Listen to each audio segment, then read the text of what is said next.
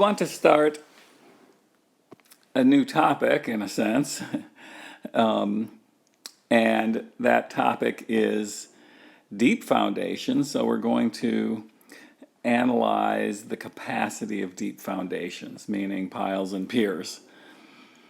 And now, of course, I'm going to use the words piles and piers somewhat interchangeably, but there are many names for deep foundations. I'm not going to go through them all, but I'm going to use the term pile for something that is precast or steel and is then built. In other words, it's built before it's installed. So you install it. You can drive the piles, being concrete or steel or wood. You can push them in. There are different ways to get them into the ground, but put it this way, they're made and then they're inserted into the ground. That's what I'm going to call piles. Piers, I'm going to refer to something that basically you drill a hole in the ground, drop in a rebar cage, and fill it with concrete. I'm going to use the name pier for that. Now, the way that we're going to treat these different deep foundations is basically the same, because in the end you end up with a long, you end up with a long pile type foundation in the ground. Now, the way that you construct them, in other words, if you have a pier where you're drilling a hole and then pouring concrete into the hole, you change the soil properties in a different way than you change them when you drive a pile. In both cases, you're changing the properties of the soil, as we see when we go through this analysis, but they're changed in different ways. But we're not going to focus on the way the soil properties are changed so much. We're going to talk a little bit about it, but we're going to primarily focus on the basics of the analyses and just talk a little bit about how the soil properties change in the construction process. We're going to focus on more, the forces and stresses and that sort of thing, as opposed to the soil properties. All right, so with a deep foundation, what we have side shear, which we didn't have in the shallow foundations. In other words, the shallow foundation resistance came from the bottom of the foundation. In this case, we're calling it the tip. And so we know how to analyze this. We've just spent the last several lectures on the topic of the bottom resistance of our foundation, which we're going to call tip resistance. And so, in other words, our tip resistance is going to be obtained from our basic bearing capacity equation, in a sense. So it's C prime NC times SID plus 1/2 B gamma B times SID plus QNQ times SID. Now, what we find is that this middle term is going to be small. So we're going to get rid of that. And so it's small compared to the others. And so that disappears. And then what I'm going to do is I'm going to take this NC times SID and then NQ times SID, and we're going to give them new names. I'm going to call NC times SID NC star, and Q times SID NQ star. So we've simplified this considerably, and here's our expression for the tip resistance, C prime NC star plus Q and Q star. So I want you to memorize this. This is just a very simplified version of our bearing capacity equation. So it makes our life a lot easier, in a sense. And the way that we're going to get NC star and NQ star is from a chart where on the x-axis we're going to have phi prime. On the y-axis we are going to get the NC star and Q star. So it looks like this. This is the one I want you to use. Again, this is from Meyerhoff in 1976. soil friction angle, NC star and NQ star. This is the curve for NQ star. This is the curve for NC star.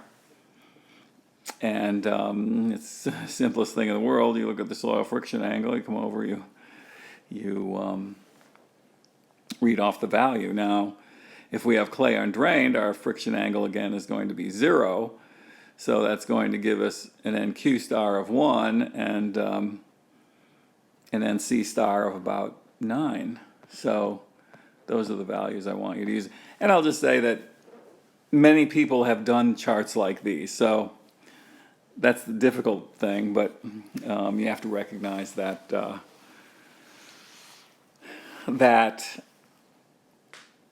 using these factors is tricky. And I'll just say that, you know, this sort of analysis is very approximate, but we need to be able to do it. Okay, and then we're going to make use of this table also. So this, you know, on an exam, I would give you something like this. This would be the given information. Okay, so so we're gonna break our analyses into the side friction and the tip resistance. So we're going to evaluate those separately, and then we're going to add them together to get the full pile capacity. And when I say pile, I mean piles and piers and etc.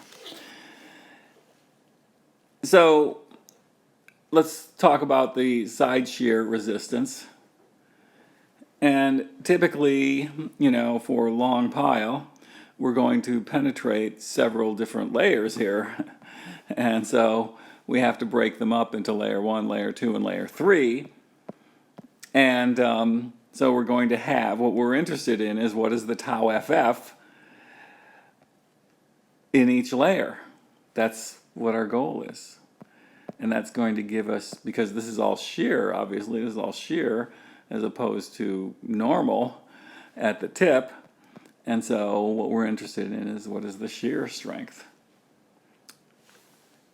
at failure, tau FF, shear stress at failure on the failure plane. Clearly, this is the failure plane because as the pile goes into the ground, it generates a shear plane right along its side.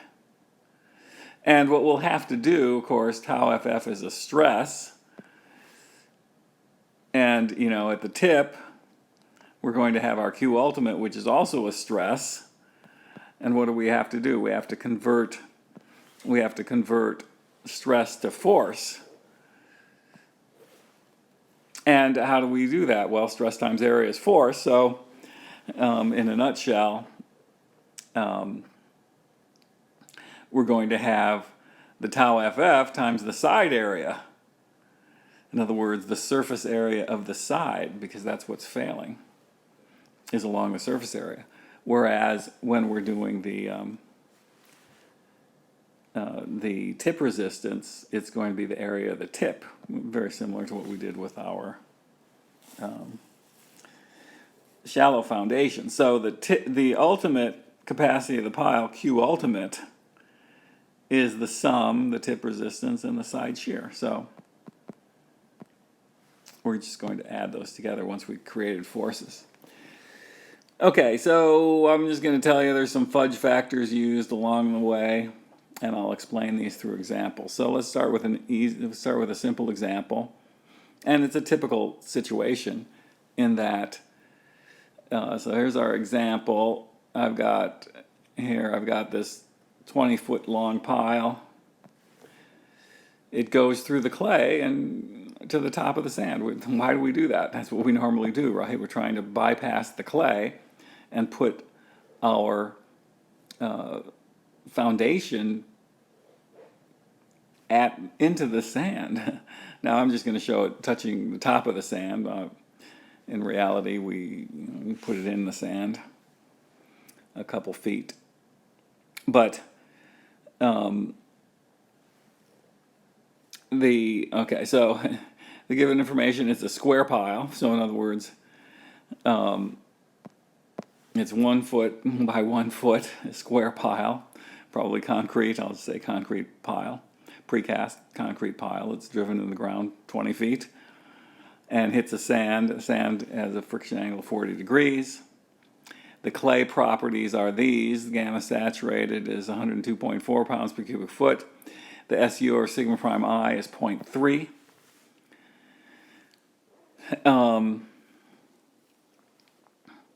And we're going to use an alpha of 0.8. I'll explain how we use this and what it means for our undrained analysis. And then for the drained analysis, the given information is that delta is 2/3 of phi prime, and then we're going to use what we call phi prime remolded as 2/3 of phi prime. And we're going to have a K, meaning, that's our earth pressure coefficient, 1.2. And we have in the clay, C prime is 400 psf, phi prime is 30 degrees. So, okay, so what does all this mean? So when I say fudge factors, these are the fudge factors I'm talking about, 0.8, 2/3, 2/3. So there are a little bit rules of thumb, and like I say, there's a little bit of hand waving going on, and sometimes nailing down exactly what those factors are is important. But for this, I'm going to just say we're just going to use those values. So this problem is to calculate both the drained and undrained capacity.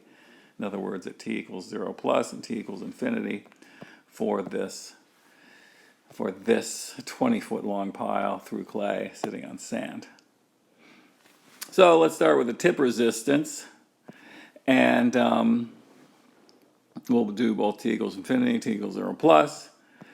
So how do we do this? Well, first of all, when I say the tip resistance, we have to look what? Well, the tip here is in the sand, and we always, when we're evaluating our shallow foundations, what do we know?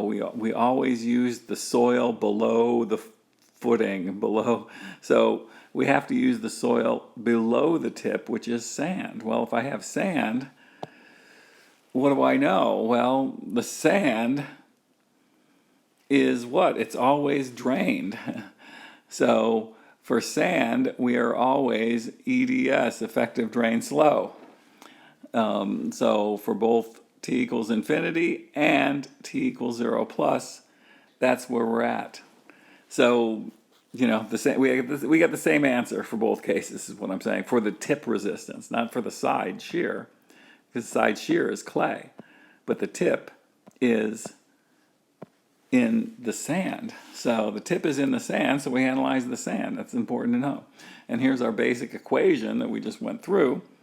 So we have to figure out, of course, what's C prime. Well, there's my sand failure envelope. What's C prime? Oh, it's 0. There's no intercept there, so C prime is 0. So I don't even need this term, and all I need is these last two here. So this one is not applicable, so we can skip it. We don't have to think about it.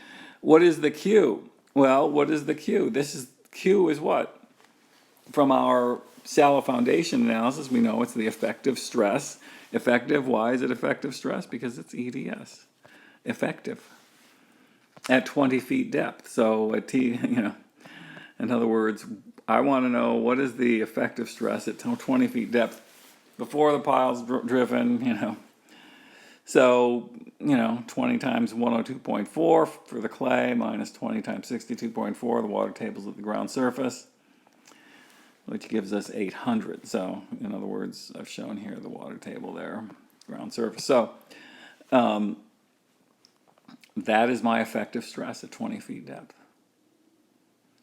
I look at phi prime equals 40 degrees and read off my NQ star. So what do? I come in here at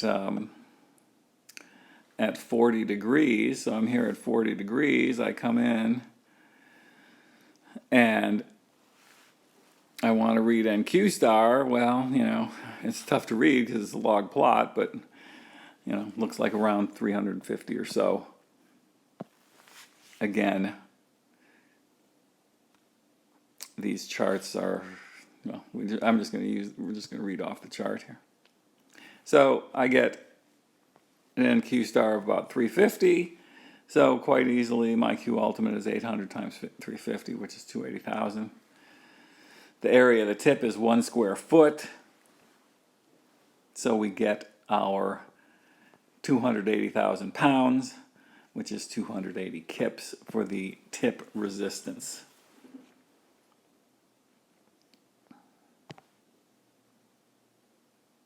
And just to emphasize, where do I get that 1 square foot there? Well, it comes from, there's my pile tip. It's 1 foot by 1 foot, 1 square foot. That's where that comes from.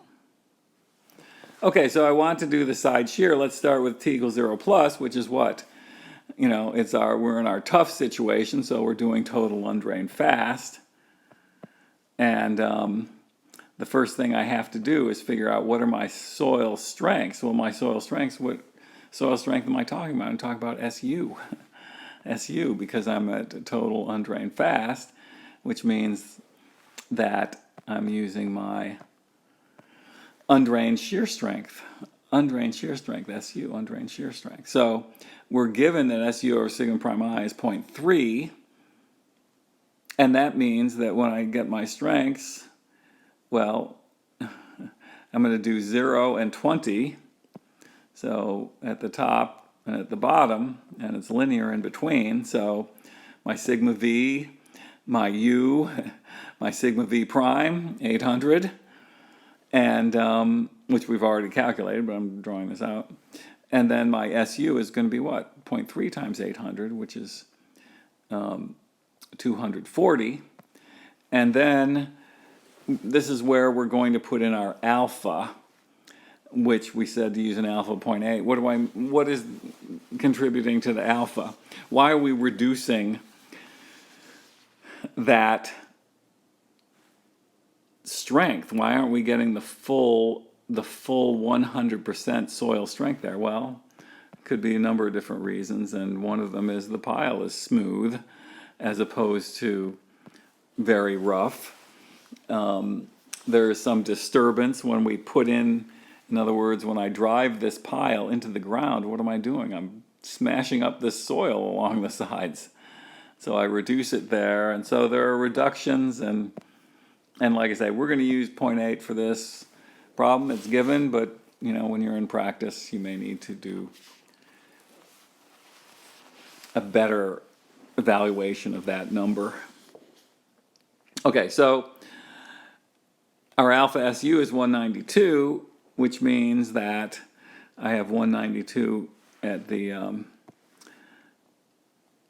there, and I have 192 there. Then what do I have?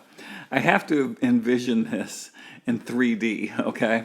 So let's show what these sides are. It looks like a wedge of cheese. So in other words, I have the 192 there, and so I have the 192 there, and then I have, the triangle, which is this part here. And then, but, when I draw it in 3D, I have a triangle there, and basically I have a wedge.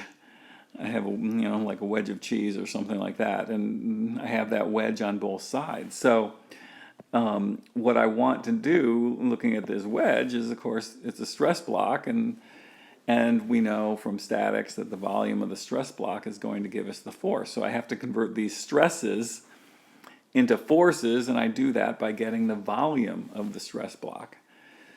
And so, what's the volume of a wedge? Well, it's the area of the triangle times the thickness of the wedge. So area of the triangle is 1/2 the base times the height, 1/2 192 times 20, and then the thickness of the wedge is 1 foot. So in other words, that distance there is 1 foot. So I get the volume of that wedge is 19, works out, follow the units, 1920 pounds. I've shown 2 of these wedges, but there's also a wedge that goes there, and there's also a wedge that goes on the other side. So there are 4 wedges. So I have to take and multiply by 4. 4 times the volume is 7680 pounds, which is 7.68 kips. So I take my tip resistance, which is 280 kips, I add it together with the side shear, which is 7.68 kips, and I get 288 kips. As you can see, in a way, this is something that we've been, working up to here, and that is that most of this is engineering. 280 out of the 280 kips comes from the tip. And that is why it's an end-bearing pile. So, because all our resistance comes from the tip. So that makes sense. It's what we've been doing all semester. And this sort of verifies that we don't get much from the side shear. We get a lot from the tip, and that makes it an end-bearing pile. Okay, that's t equals 0 plus. Let's do t equals infinity. Now what?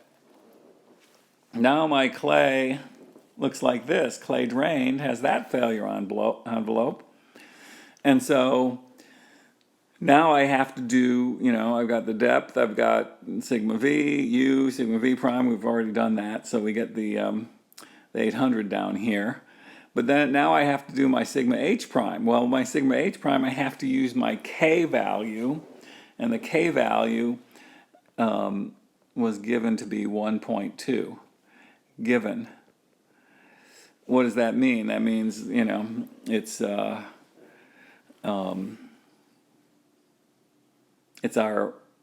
earth pressure coefficient.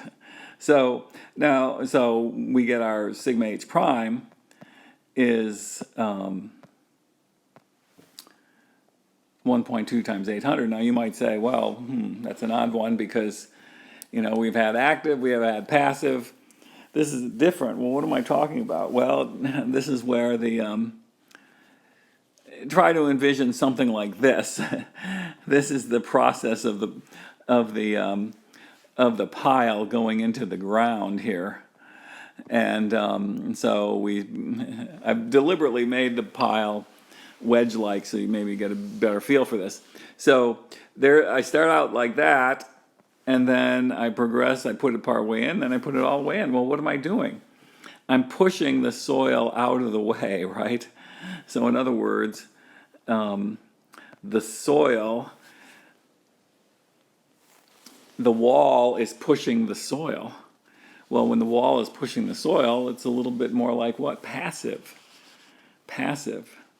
In other words, the wall is moving. When I say the wall is our pile. Our pile is pushing toward the soil, which makes it, start to be sort of a passive thing. As opposed to, we know that active is when the wall is moving away from the soil. So that's why we have such a big number there. It's not an active number. It also is not exactly a passive number either. It's in between the two. So again, this is sort of one of our fudge factors that's a little bit unknown. And in practice, this could be a very big number, a very important number for you to evaluate. But right now, I'm just going to give that number to you so we can do the analyses.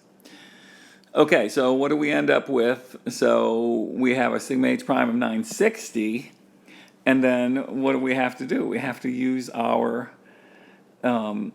expression for tau ff, which is the c prime plus sigma prime tangent phi prime. So our phi prime was given in the clay is 30 degrees. That's a given information. So we put that into this expression. C prime was given to be 400, so C prime is equal to 400 PSF. That was given, and so when we put that into our expression, and we get that's 400, and then we put in our sigma prime and tangent of 30 degrees. Now that would be the way we'd do it, except some other fudge factors are these. Okay. So, again, the pile is smooth, so it's smooth there. So we need to reduce we don't get the full phi prime against it. So, in addition, what we find is that, okay, so we have to think this through a little bit, because remember, we're doing this at t equals infinity. So what happens when we insert this pile into the ground? What are we doing? We're shearing. You can see that we're sort of doing some serious shearing of the soil as we insert it. In other words, this soil gets sheared as this pile goes down. So all of the soil next to the pile has undergone significant amount of shearing, which could result, we call remolding. We use the term remolding the clay. So in other words, if you in the lab, if you take say you take a block of clay, a small block of clay, and you smash up that block of clay, you're changing its properties. And you shear it and you smash it and you do all sorts of things. Well, you can tell it gets softer, right? You've all done this. In fact, it's the first thing you learn sort of when you're a little kid and you want to play with clay. You pull the clay out, brand new clay out of the package, and boy, normally new things are great, but you don't like your brand new clay. Why? Because it's too hard. So what do? You smash it up, you remold it, and it becomes softer. So you remold that clay when you're a little kid, and we're doing the same thing in the process here. Now, so we are smashing it up and remolding it. Now remember what happens as we insert this in and we put shear stresses on that clay. What happens to the excess pore pressure in that clay? Well, we know that when we put shear stresses on clay, that we will get basically, well, most commonly an increase in the pore pressure, because excess pore pressure. We increase the excess pore pressure because the shearing, for all the reasons we've been talking about this all semester, shearing causes excess pore pressure. Well, what happens with time when we have an area of increased pore pressure, so that we have the excess pore pressure there? Well, what do those excess pore pressures want to do? They want to dissipate. So they dissipate. So we're talking about t equals infinity. What's happened? Well, those pore pressures have dissipated. And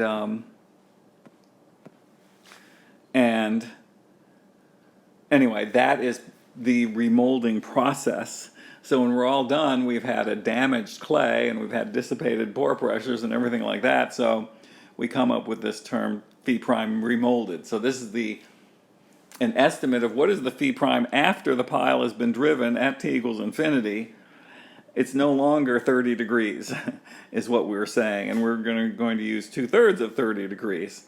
So we are going to have, we're using this 2/3 factor to account for the remolding during the pile driving, and then we're going to use another one to account for the smoothness to give us our delta, what we call delta. So we have 2/3 times 2/3, which is 4/9 times 30 degrees, and what does that do to our friction angle that we're using it? Well, it shrinks it quite a bit. It becomes down to 13.3 degrees. So we have, using all of these, we end up with 400 for the C prime, 400 for the C prime, and then we have 960 for that 960, and then we have the tangent of 13.3 degrees because, we have to use that value there. So we are come up with a tau FF there of around 628. Okay, so we have to do the same thing now. We now have, well, let's just, so I have, oh, by the way, so that's, at the ground surface, interestingly enough, we don't end up with 0 for our tau FF because I've got a C prime here. The sigma prime, yes, may be 0, and so that gets rid of that term, but the C prime is 400. So at the ground surface, we don't have 0. We have 400. So our stress distribution, tau FF, looks like this: 400 at the top, 628 at the bottom. And now I have Again, another wedge. I'm not going to draw out this in 3 dimensions, but I have 4 wedges, 1, 2, and then, one for the front, one for the back. So 4 wedges. I have to find the volume of the wedges. And again, the volume is what? Area of this times the thickness. So the area of a trapezoid is a trapezoid, 628 plus 400 over 2 times the 20, that's the area. The thickness is 1 foot.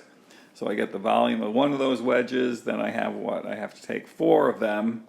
So I get 41,000 or 41 kips.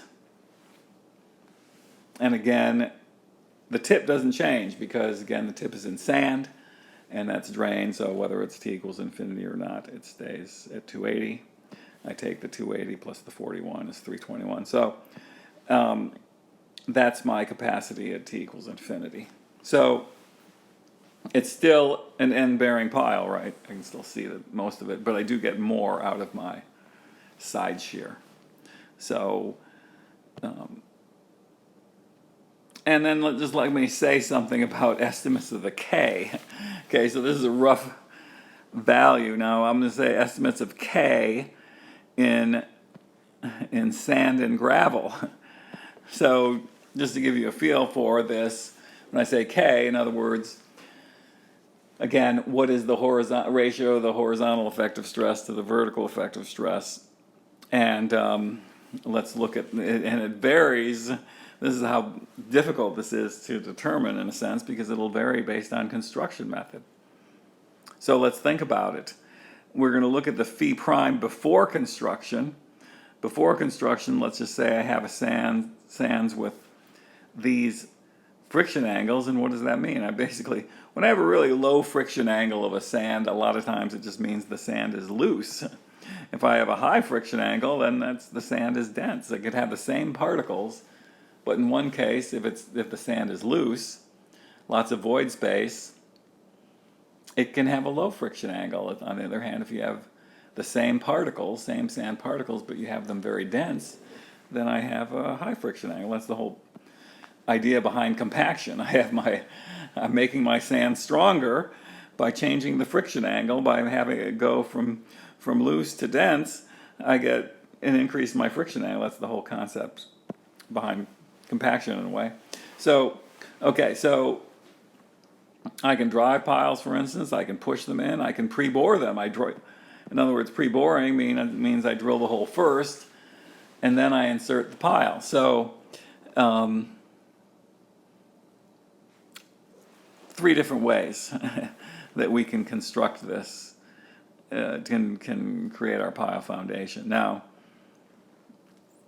okay, so what do we have? Let's look at the driven piles here to begin with.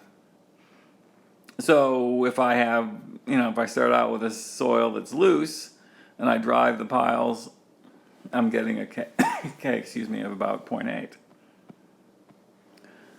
If I have a denser and I drive my piles, I end up with a K of 2.5. And now I don't show anything for very dense sand. Why? Because generally if we have a really dense sand, then we don't need piles. So we're not going to, well, I shouldn't say don't need piles. You may have to go through through a sand layer that is dense. So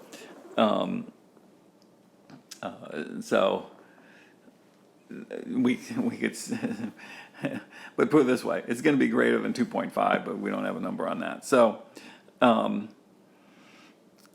if you push them, these are the values, and notice they're smaller. So why is that? Because the process of driving a pile generally densifies the sand. So we could have, we could start out, if you sort of look at this, in a sense, that let's say you start out with the